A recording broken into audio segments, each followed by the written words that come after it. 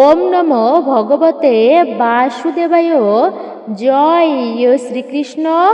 Radhe Radhe. 15ই March রবিবার দিন পালিত হচ্ছে পবিত্র পাপমোচনী একাদশী ব্রতের বিশেষ দিন। এই দিনেই পাপমোচনী একাদশী ব্রতটি পালিত হচ্ছে। 24টি একাদশী ব্রতের মধ্যে একটা ব্রত হচ্ছে এই পাপমোচনী একাদশী ব্রত। শ্রেষ্ঠ ব্রত বলা হয়। তাই এই শুভ দিনে ভুলেও খেতে নেই এই খাবারগুলো। এতে নিজের জীবন তথা সাংসারিক জীবনে অমঙ্গল আসে। খুবই গুরুত্বপূর্ণ বিষয়। পাশাপাশি শাস্ত্রে এই পাপমোচনী একাদশী ব্রতের বিশেষ মাহাত্ম্য কথা বর্ণনা করা হয়েছে। আজকের ভিডিওতে আমরা সেই বিষয়েই জানার চেষ্টা করব। আজকের ভিডিওটি অত্যন্তই গুরুত্বপূর্ণ হতে চলেছে প্রতিটা সনাতনী ব্যক্তিদের জন্য। নমস্কার, আমি দীপা। দেশ ও দেশের বাইরে থেকে যে সকল দর্শকেরা এই মুহূর্তে ভিডিওটি অন করেছেন বা দেখতেছেন তাদের প্রত্যেককে সুস্বাগত জানাই রায়কিশোরী দীপা তথা সনাতন ধর্মীয় তথ্যমূলক চ্যানেলে। আমি সর্বদাই চেষ্টা করি সনাতন ধর্মের এরকমই সকল গুরুত্বপূর্ণ বিষয়গুলি আপনাদের সামনে উপস্থাপন করতে, শেয়ার করতে। আসুন কিছুক্ষণ সময় প্রত্যেকে একসঙ্গে ধৈর্য ধরে আজকের এই গুরুত্বপূর্ণ বিষয় প্রসঙ্গে আমরা বিস্তারিতভাবে জেনে নিই। ভিডিওটি শুরু থেকে শেষ পর্যন্ত ভক্তি মনোযোগ সহকারে শ্রবণ করে থাকলে অবশ্যই ভিডিওতে একটি লাইক করবেন এবং কমেন্টে অবশ্যই জয় শ্রীকৃষ্ণের জয়, জয় শ্রীবিষ্ণুর জয়, জয় মা লক্ষ্মী দেবীর জয় অথবা আপনার গুরুদেবের নামটি একটি বারের জন্য হলেও লিখে জানাবার জন্য বিনীতভাবে অনুরোধ জানাচ্ছি।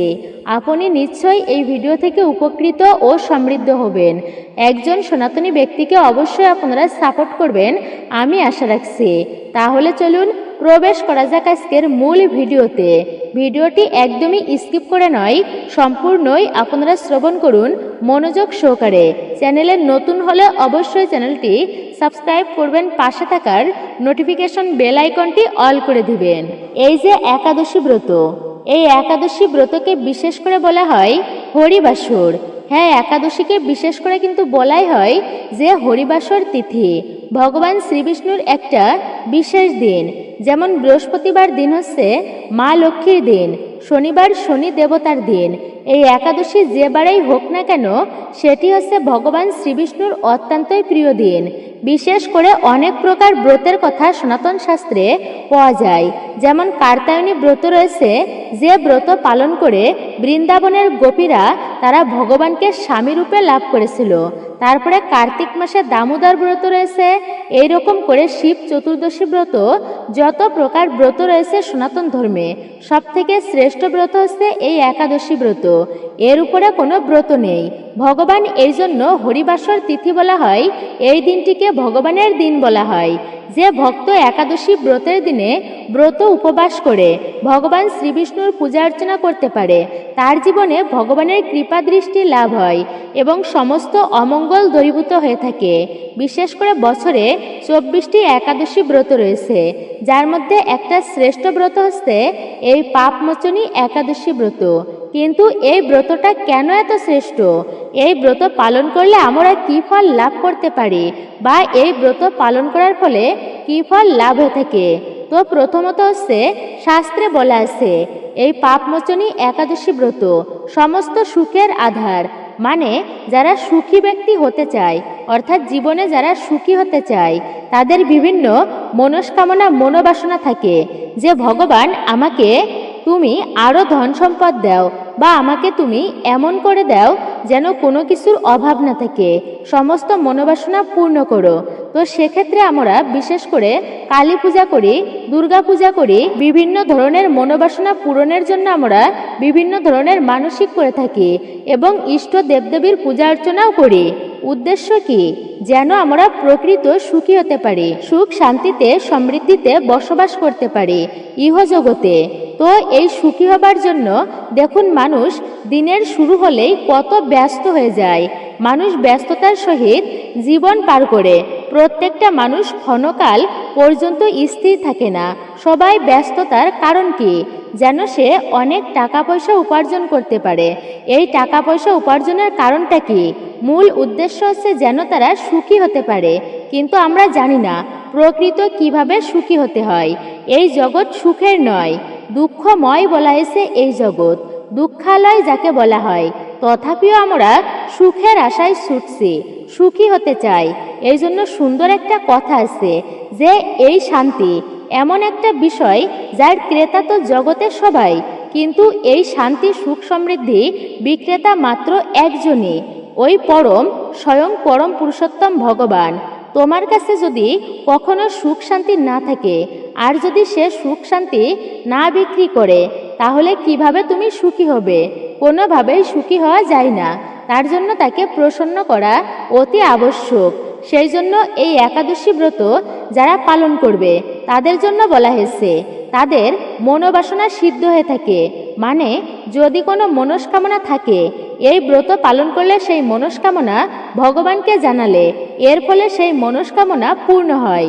দ্বিতীয়ত হচ্ছে সুখ শান্তি সমৃদ্ধি প্রাপ্ত হয়। আর একটা বিষয় হচ্ছে এই পাপ মোচনীর নাম শুনেই নিশ্চয়ই সকলে বুঝতে পারছেন যা কিছু আছে পাপকে মোচন করে, মানে সমস্ত পাপকে মোচন করে এই পাপ মোচনী একাদশী ব্রত। আর এই একাদশী ব্রত যারা পালন করবে তাদের সমস্ত দুঃখ পাপ আদি যা আছে সমস্ত কিছুই মোচন হয়ে যাবে। শাস্ত্রে একবার একজন মুনি চব্বন মুনির পুত্র মেধাবী মুনি ছিল। সেই মেধাবী মুনি একটা অপ্সরার সঙ্গদোষে তার সাধন ভোজন বিসর্জন দিয়ে তিনি মহা পাপও করেছিল। তখন বাবা চব্বন মুনির কাছে গিয়ে বলল, পিতা আমি এরকম পাপ কার্য করেছি, এর থেকে মুক্তির উপায় কি? কিভাবে এই পাপ থেকে মুক্ত হতে পারি? তখন তিনি বলেছিলেন, মানে পিতা বলেছিল, তুমি এই একাদশী ব্রত পালন করো, তবে তোমার সর্ব পাপ হতে তুমি মুক্ত হতে পারবে। সেই জন্য এই একাদশী আমরা যে পাপ কর্মই করি না কেন তাতে 3 ভাগে বিভক্ত করা হয়েছে তাকে। যেমন শারীরিক, মানসিক এবং বাচিক। শারীরিক পাপ আবার কীরকম?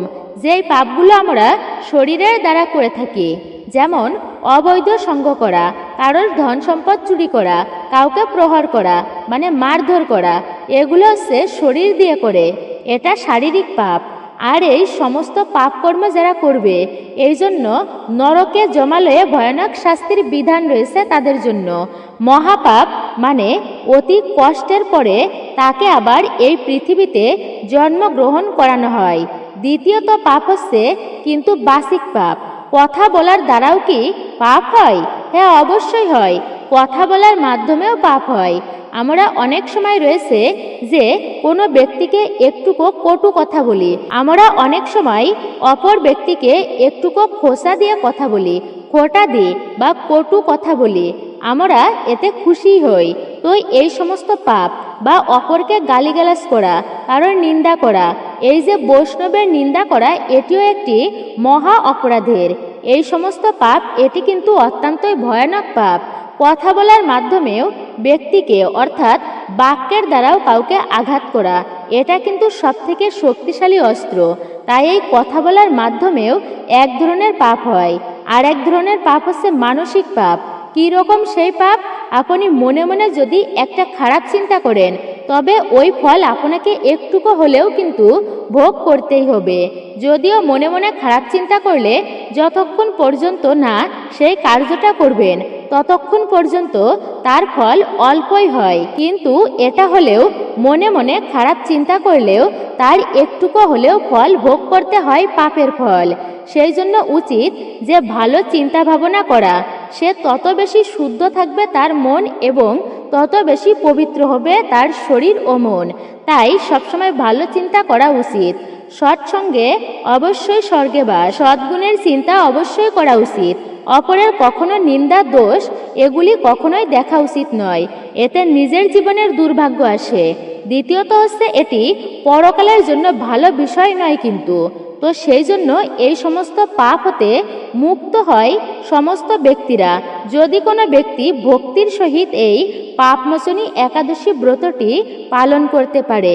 কিন্তু এই বছরে পাপমোচনী একাদশী ব্রত নিয়ে অবশ্যই দ্বিমত রয়েছে প্রত্যেকের মাঝে যে 14ই মার্চ নাকি 15ই মার্চ। কবে এই একাদশী ব্রতটি পালন করতে হবে। তো সেক্ষেত্রে অবশ্যই আপনারা প্রত্যেকেই বিশেষ করে জেনে নিন যে কবে এই একাদশী ব্রতটি আপনারা পালন করবেন। তো বলা হচ্ছে অবশ্যই আপনারা পঞ্জিকা অনুযায়ী এই একাদশী ব্রতটি পালন করবেন 15ই মার্চ রবিবার দিন 2026 সালে এই পাপমোচনী একাদশী ব্রতটি আপনারা ভক্তির সহিত পালন করবেন। পাপমোচনী একাদশী ব্রতের মূল তিথি শুরু হচ্ছে 29শে ফাল্গুন 14ই মার্চ শনিবার দিন সকাল 6:36 থেকে শুরু হচ্ছে এই পাপমোচনীর একাদশীর তিথি। আর এই পাপমোচনী একাদশীর তিথি সমাপ্ত হবে 15ই মার্চ রবিবার দিন। এই দিন সকাল 7:47 পর্যন্ত থাকবে একাদশী তিথি। উদয়া তিথি অনুসারে প্রত্যেকের ব্রত উপবাস পালন করতে হবে এই পাপমোচনীর একাদশী ব্রত। আপনারা উপবাস ব্রত পালন করবেন 15ই মার্চ রবিবার দিন।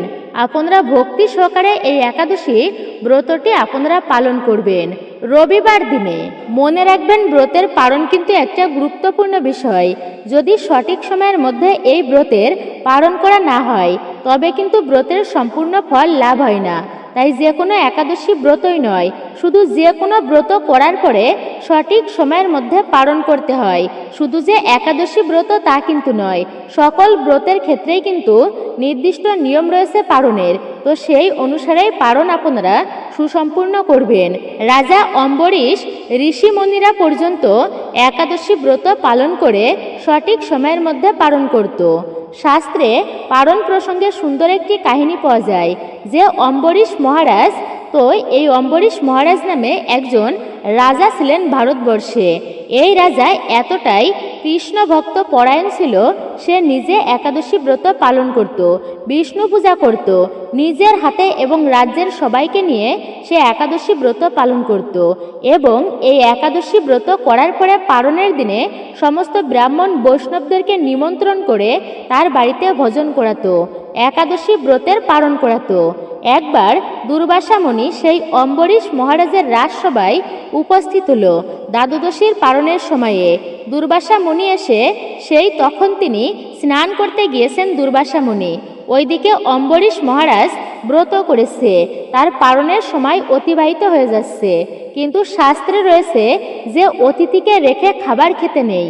দুর্বাসা মুনি তো স্নান করতে গিয়েছে, ইচ্ছা করেই দুর্বাসা মুনি দেরি করছিল।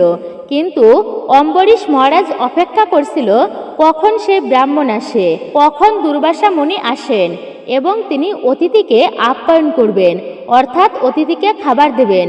কিন্তু দুর্বাসা মুনি তথাপিও দেরি করেই আসছেন, দেরি করেই চলেছেন তিনি। এটা দেখে সেই অম্বরীশ মহারাজ মুনিদেরকে প্রশ্ন করলেন বা ব্রাহ্মণদেরকে প্রশ্ন করলেন, সেখানে যারা উপস্থিত ছিল অন্যান্য মুনিদের তিনি প্রশ্ন করেছিলেন যে আমি এখন কি করতে পারি। একদিকে পালনের সময় অতিবাহিত হচ্ছে, অপরদিকে সে অতিথি রেখে যদি খাবার খেয়ে থাকে তাহলে এটি মহা অপরাধের বলা হয়েছে। তো তখন সেই ঋষিগণ মিলে সিদ্ধান্ত দিল, যেহেতু আপনি নির্জলা ব্রত করেছেন তাই যদি জল গ্রহণ করেন এতে আপনার ব্রত ভঙ্গ হবে, আবার সেই জল গ্রহণ করলে এতে খাবার খাওয়াও হলো না, এতে অপরাধও ততটা হবে না। তো তখন অম্বরীশ মহারাজ জল ফোঁটা পান করেছিল এবং এটা দুর্বাসা মুনি ধ্যানে বসে দেখেছে। সাথে সাথে রুষ্ট হয়ে তিনি সেই অম্বরীশ মহারাজের রাজসভায় উপস্থিত হলো। রে অম্বরীশ, তুমি আমাকে রেখে খাবার গ্রহণ করেছো, জলপান করেছো অতিথিকে রেখে, তাই আমি আজকে তোমাকে বধ করব। দুর্বাসা মুনির একটা চুল ছিঁড়ে মাটিতে ফেলার সাথে সাথে কীর্তাসুর নামে একটা বিশাল অসুরের সৃষ্টি হলো এবং এই অসুর অম্বরীশ মহারাজকে তিনি কিন্তু ধাবিত করল, অর্থাৎ তাড়া করল। অম্বরীশ মহারাজ কিন্তু তিনি সাধারণ ছিলেন না। দুর্বাসা মুনি তিনি মহা তপস্বী হতে পারে, কিন্তু অম্বরীশ মহারাজ ছিল মহা বৈষ্ণব, তার মনে কিঞ্চিত মাত্র অহংকার ছিল না। কিঞ্চিত মাত্র কোনো ব্যক্তিকে ক্ষতি করার মানুষ নয় তিনি, সেই মনোভাব ছিল না তার মাঝে। দুর্বাসা মুনি যখনই সেই কীর্তাসুরকে সৃষ্টি করেছে অম্বরীশ মহারাজকে বধ করার জন্য, সাথে সাথে ভগবান বৈকুণ্ঠ থেকে দুর্বাসা মুনির জন্য তিনি দিব্য চক্র পাঠিয়ে দিল, সেই সুদর্শন চক্রকে। সেই সুদর্শন চক্র এসে কীর্তাসুরকে বধ করে দুর্বাসা মুনিকে ধাওয়া করল তাকে বধ করবে বলে। দুর্বাসা মুনি তো প্রাণ নিয়ে ছুটছে, প্রাণ ভয়ে ছুটতে ছুটতে সে প্রভু শিবের কাছে উপস্থিত। প্রভু আমায় রক্ষা করুন, ভগবান বিষ্ণুর সুদর্শন চক্র আমাকে মারতে উদ্যত হয়েছে। প্রভু শিব বলল, দেখো এই চক্র, মানে আমিও তোমাকে এই চক্র থেকে রক্ষা করতে পারবো না, তুমি একটা কাজ করো, ভগবানের কাছে যাও। দুর্বাসা মুনি তখন ভগবানের কাছে গেলেন, তার কাছে গিয়ে বললেন, প্রভু আমাকে রক্ষা করুন। তখন ভগবান বলল যে তুমি যার চরণে অপরাধ করেছো তার চরণে গিয়েই ক্ষমা প্রার্থনা করো। তখন সেই দুর্বাসা মুনি অম্বরীশ মহারাজের চরণে এসে ক্ষমা প্রার্থনা করে এবং প্রাণ রক্ষা পায়। এটাই হচ্ছে বিষয়। এটা বলার মূল উদ্দেশ্য হচ্ছে, কারণ কিন্তু সেই অম্বরীশ মহারাজ মুনি ঋষিরা পর্যন্ত সঠিক সময়ের মধ্যেই পালন করত ব্রতের। অনেকেই প্রশ্ন করে, আচ্ছা পারণ কি? পারণ মূলত কি? পারণ হচ্ছে যখন ব্রত ভঙ্গ করা হয় ওই বিষয়টাকেই কিন্তু পারণ বলা হয়। তো পালন করতে হবে আপনাদেরকে বিশেষ করে 16ই মার্চ সোমবার দিন। আপনারা এই সোমবার দিন পালন করবেন সকাল 5:55 থেকে শুরু করে সকাল 10:01 পর্যন্ত পালনের সময় রয়েছে। আপনারা এই পালনের সময়ের মধ্যে, অর্থাৎ সঠিক সময়ের মধ্যে আপনারা পালন কার্য সুসম্পূর্ণ করবেন। আর বিশেষ করে যারা পালনের সময়টা জানেন না, তো সেক্ষেত্রে তাদেরকে বলছি, আপনারা যে কোনো ব্রতের পালন বিশেষ করে আপনারা করার চেষ্টা করবেন এই একাদশী ব্রতের পালন সকাল 9টার মধ্যে। আপনারা যতটা সকালের মধ্যে পারবেন সূর্য উদয় থেকে শুরু করে ততটাই আপনারা সুসম্পূর্ণ করবেন অতি দ্রুত। বিশেষ করে সকাল 9টার মধ্যে আপনারা পালন কার্য সুসম্পূর্ণ করবেন যারা পালনের সময়টা জানেন না। পালনের দিনে ভগবানকে পঞ্চ রবিশস্যর প্রসাদ দিয়ে ভগবানের কাছে প্রার্থনা করে তারপর এই ব্রতের আপনারা পালন করতে হয় এই ব্রতের। এবং আমরা যদি একাদশী ব্রত পালন করি তো তারপরেও আমরা জেনে নেব যে এই একাদশী ব্রতের আগের দিনে নিরামিষ খাবার গ্রহণ করতে হয়। মানে আমি যে আগামীকাল ব্রত করব এর পূর্ব প্রস্তুতি নিতে হয়। কিন্তু মানুষের বা জীবের প্রকৃত ধর্ম কি? প্রকৃত ধর্ম হচ্ছে ভালোবাসা। কেন? লবণের ধর্ম হচ্ছে লবণাক্ত, মানুষের ধর্ম হচ্ছে মনুষ্যত্ব, আর মরিচের ধর্ম হচ্ছে ঝাল। ঠিক তেমনি জীবের ধর্ম হচ্ছে ভালোবাসা। কোনো জীব ভালোবাসা ছাড়া থাকতে পারে না, আর এই স্বাভাবিক প্রবৃত্তি হচ্ছে জীবের ভালোবাসা। আর যে বস্তুটা যার স্বাভাবিক প্রবৃত্তি ওইটা হচ্ছে ওই বিষয়েরই ধর্ম। যেমন লবণের ধর্ম লবণাক্ত, তেমনটা হচ্ছে জীবের ধর্ম ভালোবাসা। কোনো মানুষ ভালোবাসা ছাড়া থাকতে পারে না। হয়তোবা সে ভগবানকে ভালোবাসে, কিন্তু তার গৃহ রয়েছে, সন্তানাদি রয়েছে, তাদেরকেও ভালোবাসে। আবার অনেকেই ব্রহ্মচারী থাকে, তারাও কিন্তু ভগবানকে ভালোবাসে, মানে মানুষকে তারাও কিন্তু ভালোবাসে। তো মানুষ কাউকে না কাউকেই কিন্তু আবার ভালোবাসার সাথেই জড়িত থাকে। তাই এই ভালোবাসা হচ্ছে মানুষের প্রকৃত সেই ধর্ম। এবং কথা হচ্ছে, তাহলে খাবারের মধ্যে কি ধর্ম থাকে? না, খাবারের মধ্যে ধর্ম নয়। খাবারের মধ্যে মূলত শুদ্ধ সাত্ত্বিক খাবার গ্রহণ করলে এর মাধ্যমে চেতনা নির্মল হয়। আর চেতনা যদি নির্মল না হয়, যতক্ষণ পর্যন্ত মানুষের চেতনা শুদ্ধ না হয় ততক্ষণ পর্যন্ত সৃষ্টিকর্তার সাধনায় ততটা মনোযোগ সংযোগ আসে না। এই জন্য মূলত খাবার একটা গুরুত্বপূর্ণ বিষয় ধর্মকার্য করার জন্য। তাই এই একাদশীর আগের দিনে নিরামিষ খাবার গ্রহণ করতে হয়, সংযম পালন করতে হয়। শুধু খাবারের ক্ষেত্রেই নয়, অনেক সময় আছে নিরামিষ খাবার খাই কিন্তু ঝগড়া ঝামেলা আদি আমরা করে থাকি, গালিগালাজ করি, খারাপ ভাষা প্রয়োগ করি, চেতনা শুদ্ধ নয় কিন্তু এটি। তবে এই নিরামিষ খাবার ততটা কিন্তু গুরুত্ব হবে না। সেই জন্য বলা হয়েছে একাদশীর আগের দিনে ঝগড়া ঝামেলা খারাপ সঙ্গ করা উচিত নয়। এইভাবে করে একাদশীর আগের দিন রাত্রি 11টার আগে খাবার খেয়ে দাঁত ব্রাশ করে নেবেন আপনারা, অর্থাৎ দন্ত ধাবন করে নেবেন। কেননা অনেকের আছে যে দাঁতের গোড়ায় খাবার আটকে থাকে এবং একাদশীর দিনে সেই খাবার যদি পেটে যায় এতেও কিন্তু ব্রতে দোষ লাগে। দ্বিতীয়ত হচ্ছে অনেকেই আবার দাঁত ব্রাশ করতে গেলে দাঁতের গোড়া থেকে অনেকের রক্তক্ষরণ হয়। মনে রাখবেন যে কোনো ব্রত করার পরে যদি শরীর থেকে রক্তক্ষরণ হয় এতে কিন্তু সেই ব্রতে দোষ লাগে, মানে ব্রত ভঙ্গ হয় না, কিন্তু ব্রতের সম্পূর্ণ ফল সেই ব্যক্তি প্রাপ্ত করতে পারে না। এই জন্য ব্রত করার আগে অবশ্যই আপনারা এই বিষয়টা খেয়াল রাখবেন। অনেক সময় আমরা ভগবানকে ভোগ নিবেদন করব, ফলের ভোগ, সেক্ষেত্রে ফলাদি বানাতে গিয়ে সেই সময় অর্থাৎ কারোর হাতও কেটে যেতে পারে। এই বিষয়টা আপনারা লক্ষ্য রাখবেন অবশ্যই, এরকমটা যেন না হয়। এতে কিন্তু ব্রত সম্পূর্ণ ফল লাভ করা যায় না সেই ব্রতের। পাশাপাশি হচ্ছে এই দিনে আমরা অবশ্যই এমন কিছু কার্য রয়েছে। উপবাস কেন বলা হয়? উপবাস বলা হচ্ছে একটুকু না খেয়ে থাকাকে, এটাকে কিন্তু প্রকৃত উপবাস বলা হয় না। উপ মানে নিকটে আর বাস মানে বাস করা। এর মানে হচ্ছে এই দিনে ভগবানের সন্নিকটে বাস করা বোঝায়, হরির সান্নিধ্যে কাটানো বোঝায়। এখন আমি উপবাস করেছি, নানান আজে বাজে সঙ্গ করে বেড়াই, ভক্ত সঙ্গ করি না, ঠাকুর পূজা করি না, ইচ্ছা মতো ঘুমাই। আমরা এমনিতেই অলস জাতি। যে কোনো ব্রত করে কখনোই ঘুমানো উচিত নয়, সময়কে অবহেলায় কাটানো উচিত নয় এবং স্রোত কারোর জন্য অপেক্ষা করে না। মনে রাখবেন সময় আর স্রোত কিন্তু কারোর জন্য অপেক্ষা করে না। আমরা অনেক সময় বলে থাকি, আরে কি হয়েছে, বৃদ্ধকাল আসুক, সাধন ভজন তখন করব। আমরা যদি দেখি যে ছোটকালে কোনো ব্যক্তি ঠাকুরের সেবা করছে, পূজা অর্চনা করছে, তিলক তুলসী মালা ধারণ করেছে, আমরা ভাবি ওর জীবনটা বুঝি শেষ হয়েছে, এখনো সময় হয়নি ওর সাধন ভজন করা, এই পথে এখনই চলে এলো। এমন কত ধরনের কথা আমরা বলি। মনে রাখবেন মানুষের মূল উদ্দেশ্য কি? মনুষ্য জীবনের উদ্দেশ্য হচ্ছে প্রকৃতই উদ্দেশ্য যেটা বাল্যকাল থেকে ভগবানের তৃপ্তি সাধন করা, ভগবানের ভক্তি করা, ভগবানকে প্রসন্ন করা, ভগবানের সেবা পূজা অর্চনা করা, বাল্যকাল থেকেই ভক্তির পথে আসা। এর ফলে দুর্লভ মানব জীবন সার্থক হয়ে থাকে। সেই জন্য কখনো সময়কে অবহেলা করে কাটানো উচিত নয়, ঘুমিয়ে পার করা উচিত নয়। একটা কথাতেই রয়েছে, যে ব্যক্তি যত বেশি ঘুমিয়ে থাকে তার ভাগ্যটাও ঘুমায়। সেই জন্য অন্তত পক্ষে একাদশীর মতো শুভ দিনে তাড়াতাড়ি ঘুম থেকে ওঠা উচিত। সকালবেলায় ঘুম থেকে উঠে যেই ব্যক্তি খুবই তাড়াতাড়ি ঘুম থেকে উঠে তার স্বাস্থ্যও ভালো থাকে, মনও ভালো থাকে, কাজকর্মে সে অল্পতেই আগাতে পারে। ওই দিন অন্তত পক্ষে একাদশীর দিনে ঘুম থেকে উঠে স্নান করে শুদ্ধ বস্ত্র পরিধান করে আপনারা চেষ্টা করবেন অবশ্যই ঠাকুরের পূজা অর্চনা দেওয়া। হয়তোবা আপনি অনেক ব্যস্ত মানুষ, সংক্ষিপ্ত পরিসরে হলেও ভগবানের সেবা করা উচিত, ভগবানের পূজা দেওয়া উচিত।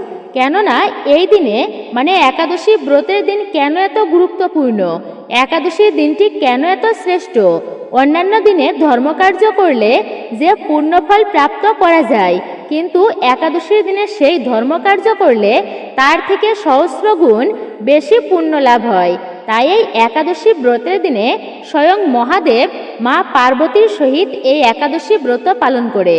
যমরাজ তার যমদূতদেরকে বলে দিয়েছেন, তোমরা শুনে রাখো যমদূতগণ, যেখানে তোমরা একাদশী ব্রত পালনকারী ব্যক্তিকে দর্শন করবে তাদেরকে দূর থেকে প্রণাম করে চলে আসবে, কখনো তাদেরকে এই যমপুরীতে নিয়ে আসবে না।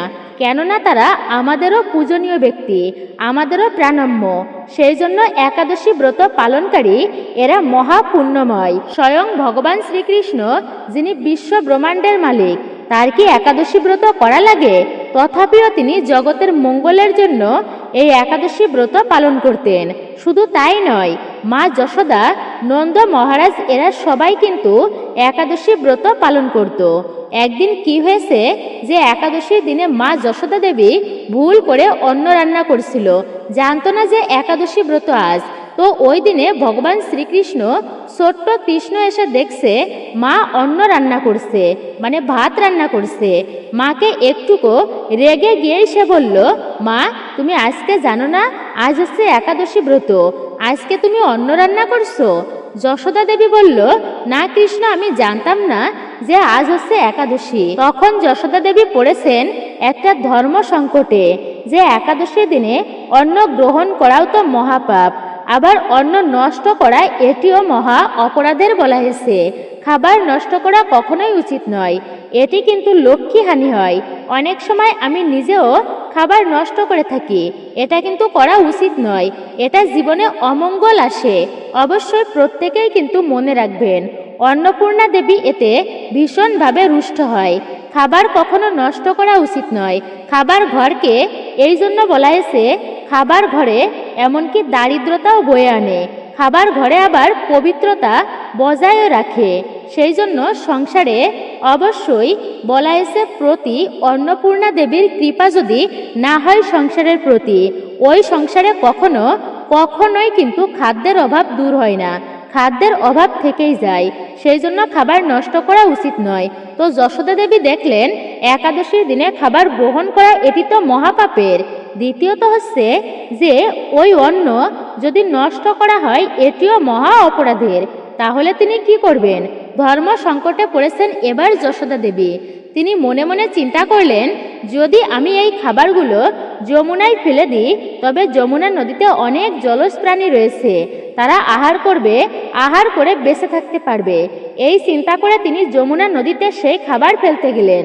তো যখনই তিনি ফেলতে গিয়েছেন, সাথে সাথে যমুনা দেবী উঠে এসে হাত জোর করে ক্ষমা চাচ্ছেন, মা আজকে আমাকে ক্ষমা করে দাও, আজকে এই একাদশীর দিনে যমুনাও অন্ন গ্রহণ করে না। কেন? যমুনা দেবী, তুলসী দেবী এরা সকলেই ভগবান শ্রীবিষ্ণুর এই একাদশী ব্রত একান্ত ভক্তির সহিত পালন করে। তাই মা তুমি কৃপা করে ক্ষমা করে দাও, এই একাদশীর দিনে যমুনা এই অন্ন গ্রহণ করবে না, তাই যমুনায় এই অন্ন ফেলতে তুমি পারবে না। যশোদা দেবী তখন দুঃখিত হয়ে বসেই রইলেন সেই যমুনার পরে, অর্থাৎ যমুনা নদীর ধারে। তখন একটা মকর মাছ সেই জল দিয়ে পাড়ের এপাশ ওপাশে আপন মনে খেলা করছিল যমুনা নদীতে। মকর মাছ খেয়াল করলো যে ভগবান শ্রীকৃষ্ণ, অর্থাৎ ভগবান শ্রীকৃষ্ণের মা, তিনি দুঃখিত হয়ে বসে আছেন, যে ভগবান তার কত লীলা রয়েছে। সমস্ত জগৎ ভগবানকে ভয় করে, ভগবানকে মান্য করে চলে, কিন্তু ভগবান যাকে মান্য করে তিনি হচ্ছেন তার ভক্ত। ভগবান ভক্তকে সব থেকে বেশি প্রাধান্য দিয়েছেন। আমার ভক্তের যে সম্মান করে না কিন্তু আমার পূজা করে, সেই ব্যক্তি হচ্ছে দাম্ভিক, সে কখনো আমার কৃপা লাভ করতে পারে না। তাই সেই ভক্তকে ভগবান পর্যন্ত সম্মান করে, ভগবান পর্যন্ত শ্রদ্ধা করে, ভগবান পর্যন্ত মান্য করে চলে। মা যশোদা কতবার কৃষ্ণকে লাঠি দিয়ে মেরেছে, কতবার কৃষ্ণকে ভয় দেখিয়েছে, আর ভগবান হওয়া সত্ত্বেও ভগবান লীলার ছলে মা লাঠি নিয়ে তাড়া করেছে। কৃষ্ণ ভয়ে ভীত হয়ে তিনি দৌড়াচ্ছে, কান্না করতে লাগলো। তো মকর মাছ সে খেয়াল করলো যে যমুনার পাড়ে খেলা করছিল, সে খেয়াল করলো ভগবান শ্রীকৃষ্ণের মা, ভগবান শ্রীকৃষ্ণের মা যিনি যশোদা দেবী, ভগবান যাকে মান্য করে চলে, সে আজ কান্না করছে এখানে। কিন্তু কেন? মকর মাছ খেয়াল করলো যিনি আত্মারাম, মানে যিনি আত্মাতেই সন্তুষ্ট। আমরা যেরকম খুশি হবার জন্য আমার স্ত্রী পরিজন, আমরা সকলকে নিয়েই খুশি হতে চাই, তো আনন্দে থাকা যায় না, কিন্তু স্ত্রী পরিজন সকলেই থাকলে এমন একটা সময় আসে একাকী কতক্ষণ আনন্দে থাকা যায়, বেশিক্ষণ পারা যায় না।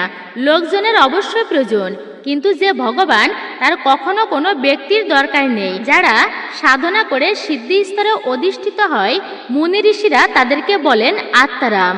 তারা বনে জঙ্গলে থাকলেও, একাকী থাকলেও তারা আত্মাতেই সন্তুষ্ট। আর সেই ভগবানের মা যশোদা দেবী, যিনি হচ্ছেন স্বয়ং ভগবানের মা লীলার ছলে।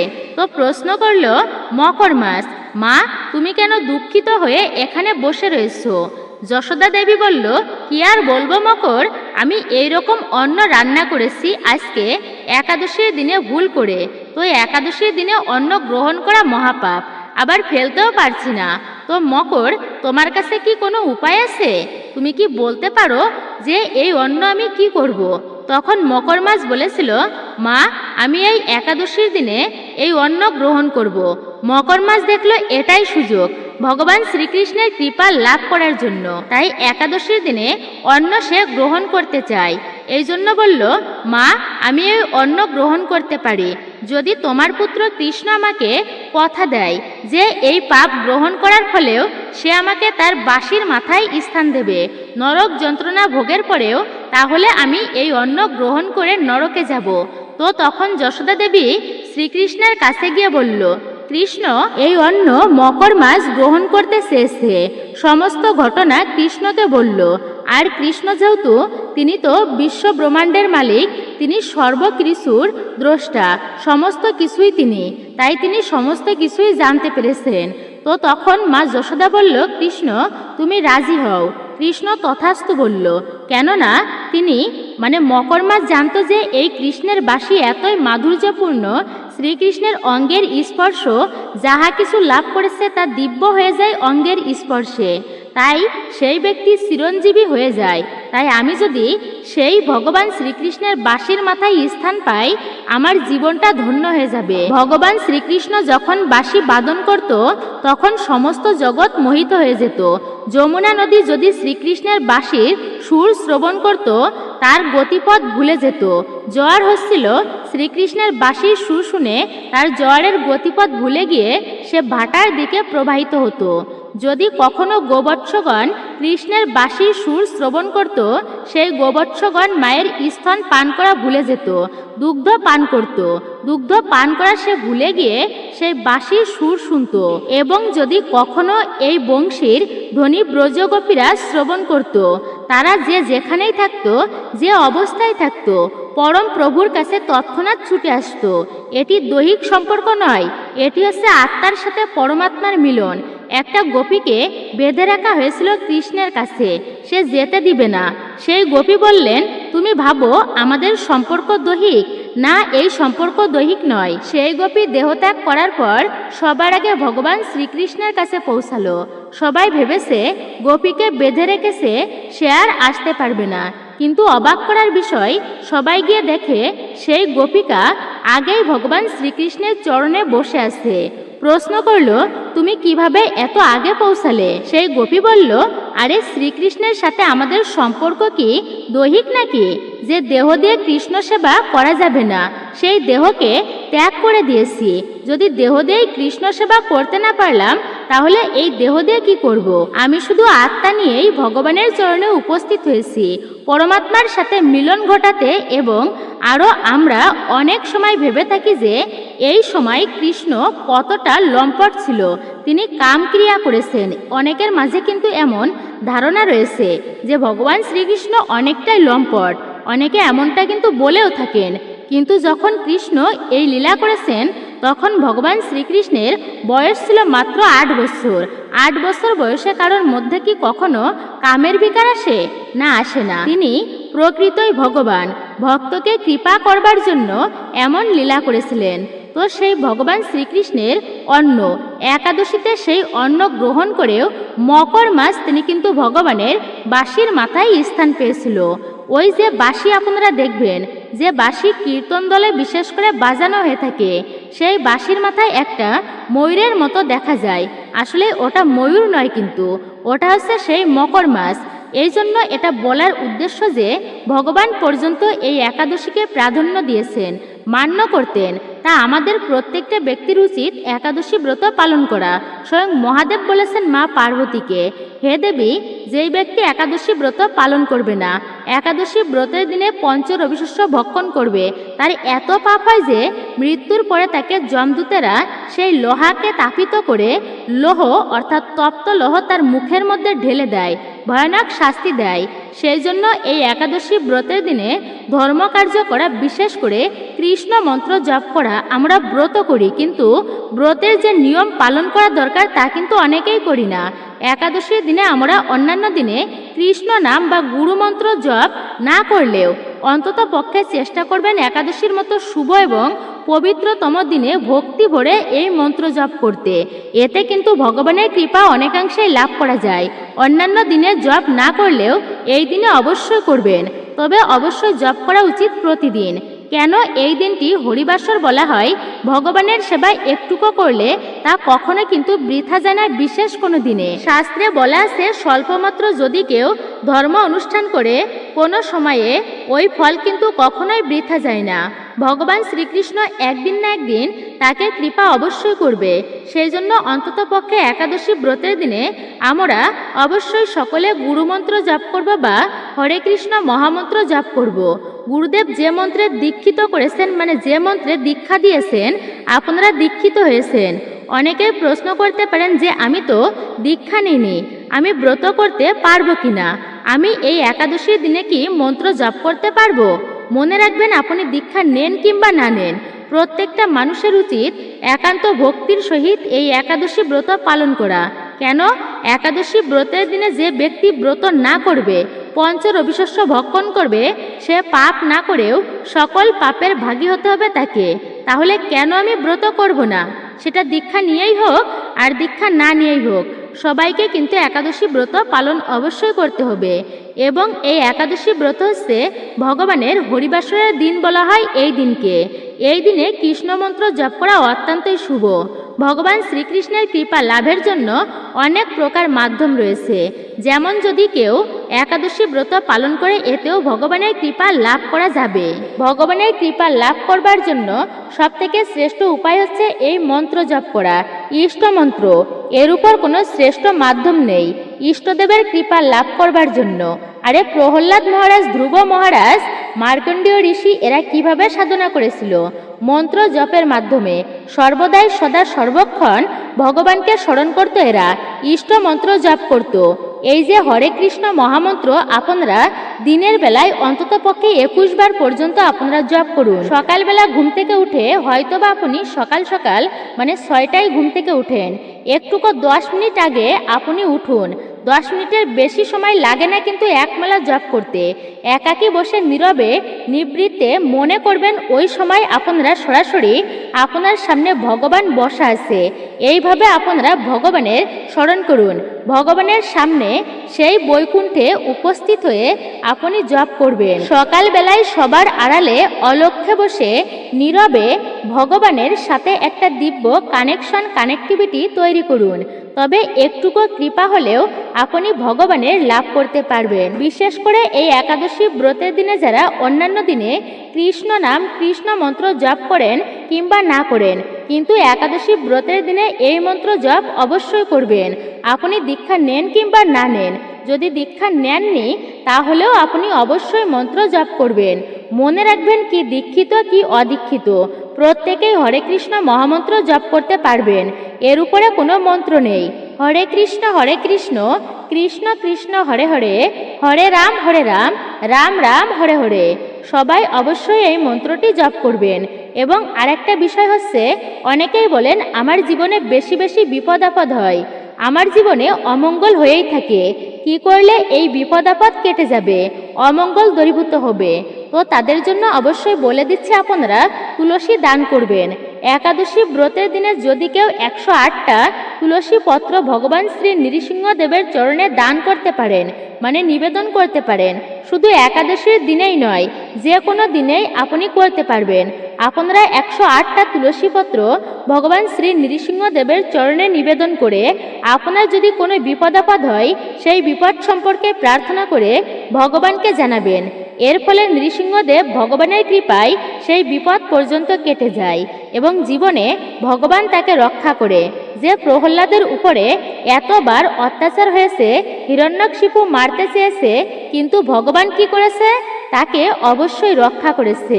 হরি তাকে রক্ষা করেছে। হরি যাকে রক্ষা করে তাকে মারিতে কে বা পারে? তাই বলা হয়েছে, কারোর সাধ্য নেই ভগবানের ভক্তদের ক্ষতি করা, যার প্রমাণ হচ্ছেন স্বয়ং প্রহ্লাদ মহারাজ। আমরা কম বেশি প্রত্যেকেই জানি প্রহ্লাদ মহারাজের কথা। শাস্ত্রে বলা হয়েছে, ভগবানকে মণিমুক্তাদি দান করলে যতটা প্রসন্ন হয় তার থেকেও অধিক প্রসন্ন হয় ভগবানকে যদি কেউ তুলসী পত্র দিয়ে তার সেবা পূজা অর্চনা করতে পারে। তাই তো বিষ্ণু ধর্মোত্তর গ্রন্থের কথা বিশেষ করে বলা হয়েছে, যদি কোনো ব্যক্তি তুলসী পত্রের সহিত এক গুণ্ডুর জল আমার প্রভুর চরণে নিবেদন করে, তাহলে এই দানের প্রতিদান স্বরূপ ভগবান কি দেবে সেটি ভাবতে না পেরে নিজেই সেই ভক্তের চরণে বিক্রি হয়ে যায়। তাহলে সেই তুলসী পত্র এটি সিম্পল সেবা, কিন্তু বেশি কিছুর প্রয়োজন নেই। ভগবানের সেবা করতে এই তুলসী পত্র দিয়েই সেবা করুন আপনি এই একাদশী ব্রতের দিনে। এটি পরম মঙ্গলময় বলা হয়েছে, কিন্তু একাদশীর দিনে সেই তুলসী কিন্তু চয়ন করা একদমই নিষিদ্ধ।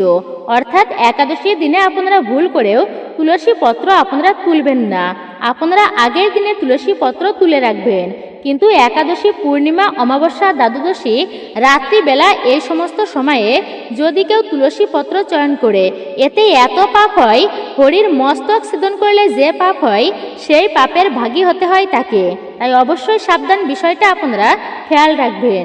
এই সমস্ত অসময়ে কখনো তুলসী পত্র চয়ন করা উচিত নয়, এবং এই দিনে কাউকে ভুলেও কষ্ট দেবেন না। এই একাদশী ব্রতের দিনে কিছু কাজ ভুলেও করা উচিত নয়। মনে রাখবেন, শুধু একাদশী ব্রতই নয়, যে কোনো সময়েই কিন্তু অপর ব্যক্তিকে কষ্ট দেওয়া উচিত নয়।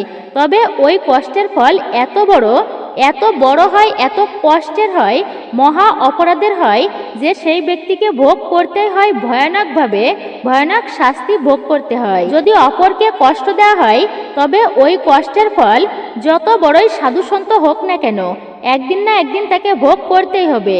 যে গান্ধারী তার শতপুত্র মারা গিয়েছে, কোন পাপের ফল ছিল, তার কোন কর্মের ফল ছিল, তিনি কাকে কষ্ট দিয়েছিল? গান্ধারী 50 জন্মের আগের মধ্যে কোনো পাপ কার্য করেনি। 50 জন্মের কথা স্মরণ করতে পারত গান্ধারী।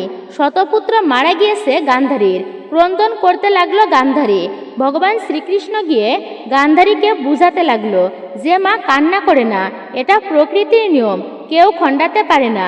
তখন কেঁদে কেঁদে শ্রীকৃষ্ণকে বলেছিল, কৃষ্ণ, আমি তো 50 জন্মের কথা স্মরণ করতে পারি, 50 জন্মের মধ্যে আমি তো কোনো পাপ কার্য করিনি, যার ফলে আমাকে আজকে এই শতপুত্রের বিরহ ভোগ করতে হচ্ছে কোন পাপের ফলে? এই কষ্ট যন্ত্রণা ভোগ করতে হবে আমায়। তখন ভগবান শ্রীকৃষ্ণ বলেছিল, মা, আপনি 51 জন্মের আগের কথা স্মরণ করুন। পতঙ্গ আপনি হত্যা করেছিলেন, 100 জীব হত্যা আপনি করেছিলেন, মানে 100 পতঙ্গ আপনি মেরে মালা করে আপনার গলায় ধারণ করেছিলেন, এবং সেই পতঙ্গগণ অভিশাপ দিয়েছিল যে তোমার শতপুত্র বধ হবে কোনো না কোনো এক সময়। কোনো সময় তুমি শতপুত্রের মৃত্যুর যন্ত্রণা তোমাকে সহ্য করতেই হবে। আজকে তো তুমি আমাকে কষ্ট দিচ্ছ, তাই জীবনে তোমাকে এই কষ্টের ফল ভোগ করতেই হবে। তাই কখনোই উচিত নয় আমাদেরকে জীব হত্যা করা। আমরা অনেক সময় রয়েছে একটা পাখি দেখলে ঢিল ছুঁড়ে মারে, এইরকম অপরাধ বলা হয়েছে, কিন্তু বিশেষ করে এইরকম অপরাধ করা কিন্তু উচিত নয়। সেই পাখিকেও আঘাত করা উচিত নয়, এটিও চরম অপরাধের। এগুলো আপনারা কার্য ভুলেও করবেন না।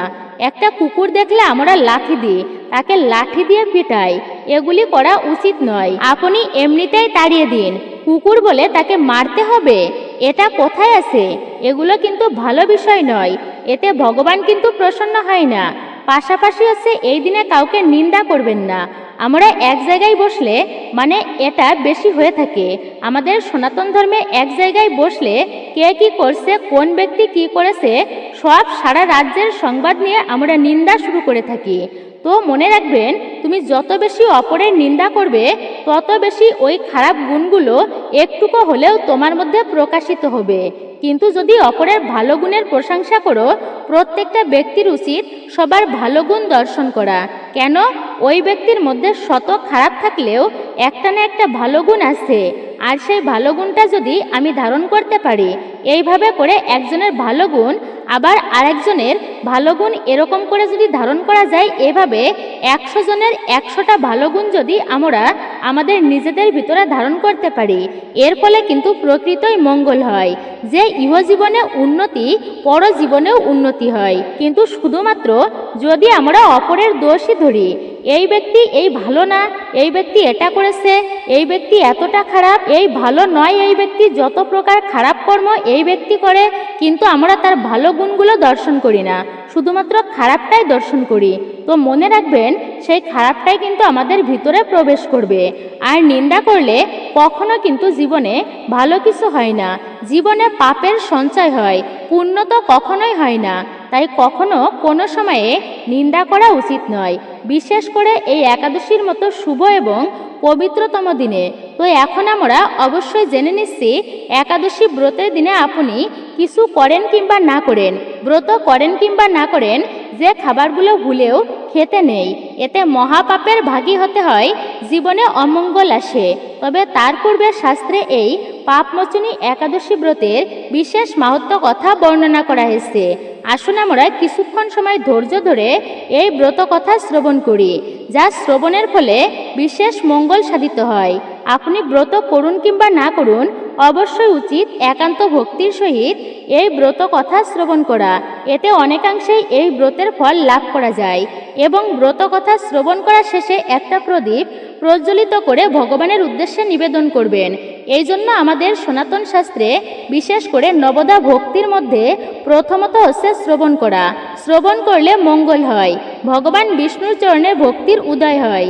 তাই আসুন কিছুক্ষণ সময় ধৈর্য ধরে পাপমোচনী একাদশীর ব্রত কথা শ্রবণ করি। এরপরে আমরা জেনে নেব যে এই একাদশীর দিনে মানে পাপমোচনী একাদশীর দিনে কোন খাবারগুলো ভুলেও গ্রহণ করা উচিত নয়। জীবনে অমঙ্গল ঘনিয়ে আসতে পারে, দারিদ্রতা আসতে পারে, অর্থকষ্ট নেমে আসতে পারে, রোগ জ্বালা যন্ত্রণায় ভুগতে পারেন আপনি। তো আসুন শ্রবণ করি পাপমোচনী একাদশীর মাহাত্ম্য কথাটি। চৈত্র মাসের কৃষ্ণপক্ষের একাদশী তিথিকে বলা হয় পাপমোচনী একাদশী তিথি। যে দেবী তার শ্রীচরণে আগত ভক্তিমান ও শ্রদ্ধানত সাধকের পার্থিব জীবনের কামনা বাসনা পাপকর্ম থেকে মুক্ত করে, অর্থাৎ ভববন্ধন মুক্ত করে, মোক্ষ দান করে, তিনিই হলেন শ্রী শ্রী পাপমোচনী একাদশী দেবী। মতান্তরে এই দেবী পাপমোচনিকা নামেও খ্যাত। পৌরাণিক উপাখ্যানের কথায় একদিন রাজা মানদাতা লোমশ মুনিকে প্রশ্ন করেন, মানুষ কি তার জীবনচক্রে পাপমোচন করতে সক্ষম হয়? যদি থাকে তবে তার উপায় বা কি? রাজা মানদাতার প্রশ্নের উত্তরে মুনীন্দ্র লোমশ বললেন, হে নৃপপতি, চৈত্র মাসের কৃষ্ণপক্ষের একাদশীর নাম পাপমোচনী একাদশী। তার ব্রতের প্রভাবে মানুষের বহু গুণ পাপ নষ্ট হয়, পাশাপাশি মৃত্যুর পর বৈকুণ্ঠ লাভও ঘটে। আমি আপনাকে সেই ব্রত কথা শোনাচ্ছি, মন দিয়ে তা আপনি শ্রবণ করুন। একবার এক বসন্ত ঋতুতে কুবের তার চৈত্র রথ নামক বন উদ্যানের আয়োজন করেছিলেন। সঙ্গীত ও নৃত্যের সেই বনে আয়োজন করেছিলেন, যেখানে উপস্থিত হয়েছিলেন নানান দেশের রাজা, প্রজা, মুনি, ঋষি প্রমুখ। ওই নৃত্যানুষ্ঠানে ভগবত মননের প্রতিবন্ধক হয়ে দাঁড়ায় অপ্সরা মঞ্জু ঘোষা ও চব্বন মুনির পুত্র মেধাবী মুনি। অথচ মেধাবী ছিলেন একজন শিব ভক্ত ঋষি। তিনি শিবদ্রোহী কামদেবের কুচক্রান্তের শিকার হন। কামদেবের অনুচরী ছিলেন অপ্সরারা। তাই এই সময় মেধাবী তপস্যা অর্থাৎ মেধাবী ঋষির তপস্যা ভঙ্গের জন্য মঞ্জু ঘোষা নামক এক অপ্সরাকে পাঠান কামদেব। মেধাবী ঋষি সেই সময় ছিলেন নিজের যুব অবস্থায়ও অত্যন্ত হৃষ্টপুষ্ট। তিনি যজ্ঞবিত ও দণ্ড ধারণ করেছিলেন। তাকে দেখে কামাসক্ত হয়ে পড়েন মঞ্জু ঘোষা। তিনি চাইতেন মেধাবী যেন তার রূপে মোহিত হন। তাকে আকর্ষণ করার জন্য মঞ্জু ঘোষা বীণা বাদন করে মধুর স্বরে গান গাইতে শুরু করেন। কামদেব ওই সময় মঞ্জু ঘোষাকে সাহায্য করতে এগিয়ে আসেন। কামদেব সেই সুন্দর অপ্সরার বুড়ুর ধনুক তৈরি করেন ও কটাক্ষকে তার প্রতাঞ্চনা করেন। তার নেত্রকে মঞ্জু ঘোষার সেনাপতি করেন। এভাবে কামদেব ঋষি মেধাবীকে জয়ের জন্য প্রস্তুত হন। ঋষি মেধাবী মঞ্জু ঘোষার মধুর গান ও তার সৌন্দর্যে মুগ্ধ হয়ে পড়েন। সেই অপ্সরা মেধাবী মুনিকে আলিঙ্গন করেন এইদিকে মহর্ষি মেধাবী তার সৌন্দর্যে মুগ্ধ হয়ে শিব রহস্য ভুলে যান, শিবের পূজার কথা ভুলে যান ও কামে বশীভূত হয়ে মঞ্জু ঘোষার সঙ্গে রমণ করেন। কামনায় বশীভূত থাকায় মুনি দিনরাতের জ্ঞান লোপ পায় তার। বহুক্ষণ রমণ করতে থাকেন তিনি। পরে মঞ্জু ঘোষা তাকে বলেন যে, হে ঋষি, অনেকক্ষণ হয়ে গেছে, আমায় স্বর্গে যাবার আজ্ঞা দিন। অপ্সরার কথা শুনে ঋষি বলেন, হে মোহিনী, সন্ধ্যাবেলা এসেছো, সকাল হলে চলে যেও। ঋষির একথা শুনে অপ্সরা তার সঙ্গে রমণ করে। এরপর মঞ্জু ঘোষা একদা ঋষির কাছ থেকে স্বর্গে যাওয়ার আজ্ঞা চান। মুনি এবারও তাকে আরও কিছুক্ষণ থাকার জন্য আবেদন জানান, কিন্তু মঞ্জু ঘোষা তাকে জানান যে অনেক কাল অতিবাহিত হয়েছে। অপ্সরার কথা শুনে ঋষির বোধ ফেরে। তিনি বুঝতে পারেন যে এভাবে 57 বছর অতিক্রম হয়েছে। এত অধিক সময় তিনি ভোগবিলাসিতায় ব্যয় হওয়ায় মেধাবী ঋষি অত্যন্তই ক্ষুব্ধ হয়ে যান। নিজের তপস্যা ধ্বংসকারী অপ্সরাকে অভিশাপ দিয়ে বসেন ঋষি। বলেন, আমার তপ নষ্ট করেছিস তুই দুষ্টা, তুই মহাপাপী, দুরাচারিণী। আমি তোকে পিশাচী হওয়ার অভিশাপ দিচ্ছি। এরপর মঞ্জু ঘোষা পিশাচিনী হয়ে যায়। তারপর ঋষিকে রাগ ত্যাগ করার আবেদন জানান তিনি। সেই সঙ্গে এই পাপ থেকে মুক্তি পাবার পথও তিনি জানতে চান। মঞ্জু ঘোষা তাকে বলেন, সাধুর সঙ্গ ভালো ফল প্রদান করে। আপনার সঙ্গে আমি বহু বছর কাটিয়েছি, এবার আমার উপর প্রসন্ন হন, তা না হলে লোকে বলবে এক পুণ্যাত্মার সঙ্গে থেকে মঞ্জু ঘোষাকে পিশাচিনীর রূপ ধারণ করতে হয়েছে। মঞ্জু ঘোষার কথা শুনে ঋষির রাগ কমে ও আত্মগ্লানি হয়। পাশাপাশি নিজের অপকীর্তির জন্য ভয় পান তিনি।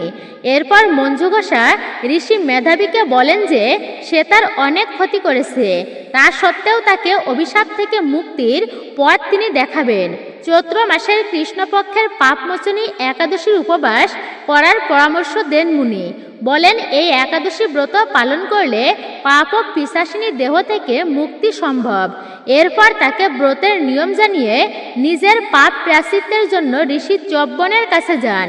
নিজের পুত্র মেধাবীকে দেখে চব্বন ঋষি তাকে জিজ্ঞাসা করেন, এমন কি হয়েছে যার কারণে তার সমস্ত তপ নষ্ট হয়ে গেছে ও তার সমস্ত তেজ মলিন হয়ে গিয়েছে। মেধাবী মুনি লজ্জিত হয়ে সব কথা তার পিতাকে জানান, সঙ্গে পাপ মুক্তির উপায়ও জানতে চান। চব্বন ঋষি তাকে পাপমোচনী একাদশীর ব্রত পালন করতে বলেন। এরপর মঞ্জু ঘোষা ও মেধাবী ঋষি এই একাদশী ব্রত পালন করে। ব্রতের পুণ্য প্রভাবে মঞ্জু ঘোষা পুনরায় সুন্দর রূপ ফিরে পায় ও স্বর্গলোকে প্রস্থান করে এবং মেধাবী ঋষিরও সমস্ত পাপ ক্ষয় হয়। লোমেশ মুনি বলেন, হে রাজন, এই পাপমোচনী একাদশীর প্রভাবে সমস্ত পাপ নষ্ট হয়ে যায়। এই একাদশীর ব্রত কথা শ্রবণ ও পঠন 1000 গোদানের সমান ফল প্রদান করে। এই উপবাস করলে ব্রহ্মহত্যা, স্বর্ণচুরি, মদ্যপান, অগম্য গমনের মতো ভয়ঙ্কর পাপ নষ্ট হয় এবং ব্যক্তি সবশেষে স্বর্গলোকে প্রস্থান করে এই ব্রত পালনের ফলে। নিশ্চয়ই সকলে বুঝতে পেরেছেন এই একাদশী ব্রত পালন করলে আমরা কি ফল প্রাপ্ত করতে পারি। এটাই ছিল পাপমোচনী একাদশীর ব্রত কথা, ব্রত মাহাত্ম্য। আমরা সকলেই ভক্তি ও নিষ্ঠা সহকারে একাদশী ব্রত পালন করব, প্রতিটা একাদশী ব্রত, এবং অপরকে উৎসাহিত করব ধর্ম কার্য করার জন্য। আপনি এই একাদশী ব্রতের দিনে ব্রত করুন কিংবা না করুন, ভুলেও যে খাবারগুলো খেতে নেই। প্রথমত হচ্ছে মনে রাখবেন, সর্বোত্তম হচ্ছে নির্জলা ব্রত করা, মানে জল ফোঁটা পর্যন্ত গ্রহণ করবেন না। এইভাবে করে যারা পারবেন তারা অবশ্যই ব্রত করবেন। বর্তমানে আমরা বিভিন্ন ফলমূলাদি খেয়ে ব্রত পালন করে থাকি। হ্যাঁ, এগুলো খাওয়া যাবে, কিন্তু উচিত হচ্ছে নির্জলা ব্রত করা। নির্জলা ব্রত করার ফলে সম্পূর্ণ ফল লাভ করা অবশ্যই যায়, কিন্তু সবাই তো আর নির্জলাভাবে ব্রত করতে পারে না, কেননা শরীরের পক্ষে তা সম্ভব হয় না। যেমন আমরা অনেকেই আছি নির্জলা ব্রত করি, আবার অনেকে আছে নির্জলা ব্রত করি না, তো অসুস্থ হয়ে পড়ি। সেক্ষেত্রে শরীর রক্ষাই হচ্ছে ধর্ম। তাই অবশ্যই আপনারা ফলমূলাদি গ্রহণ করতে পারেন। ফল হচ্ছে পূর্ণ ও পবিত্র, ফল সর্বদাই গ্রহণ করা যায়। সেক্ষেত্রে ফল আছে, যে কোনো প্রকার ফল আপনি খেতে পারবেন। দুগ্ধ খেতে পারবেন। তারপরে হচ্ছে আপনারা যদি আরও আপনার কষ্ট হয়ে যায় যে আপনি ভারী ভারী কাজকর্ম করেন বা আপনি অসুস্থ রয়েছেন, ঔষধ সেবন করতে হবে, সেক্ষেত্রে আপনারা সবজি রান্না করে খেতে পারেন। যেমন কাঠবাদাম, কাজু বাদাম, মিষ্টি কুমড়া, মিষ্টি আলু, পেঁপে, কাঁচকলা, ফুলকপি এগুলো আপনারা ঘি দিয়ে অথবা সূর্যমুখীর তেল দিয়ে রান্না করে তারপরে এগুলো গ্রহণ করতে পারেন ভগবানকে ভোগ নিবেদন করে। কিন্তু মনে রাখবেন যে খাবারগুলো ভুলেও খেতে নেই। যেমন সেই সবজির মধ্যে আমরা অনেক সময় শাক দিয়ে থাকি। একাদশীতে শাক খাওয়া নিষিদ্ধ। যেমন পুঁই শাক, ঢেঁড়স, বরবটি, সিম এগুলো ভুলেও কিন্তু খেতে নেই। আবার অনেকেই খিচুড়ি খেয়ে থাকে পঞ্চ রবিশস্য গ্রহণ করে।